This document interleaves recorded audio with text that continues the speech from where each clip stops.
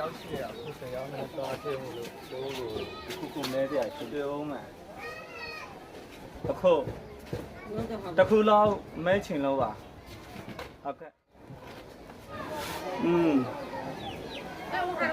မဲလေ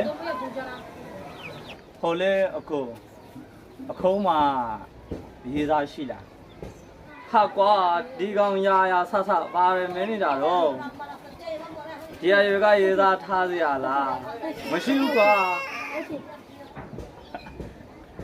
ရေးသားထားခဲ့လား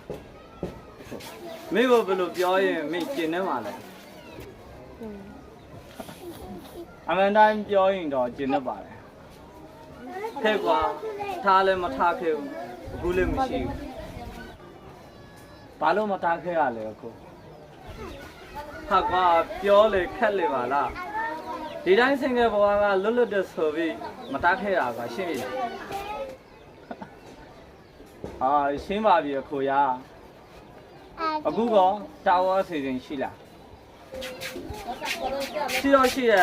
ဒါပေမဲ့အခုကရေးစားထားရမယ်အရင်မဟုတ်တော့ဒီတိုင်းမင်းပါတဲ့ဖေးစားတာပဲလက်ခံရမှာပေါ့နောက်တစ်ခုလောက်မေးပါရစေနော်ကိုတစ်ခုဆိုတစ်ခုပဲနော်ဟုတ်ပါတယ်ခင်ဗျာမေးအခုအန်တော်ပြောမယ်ဆိုရင်ဘယ်လိုမျိုးပြောမှလဲဟာကွာဟဲ့မိပေါင်ကြော်နေပြီနော်အလကားနောက်တော့ပါခွေရစိတ်မရှိပါနဲ့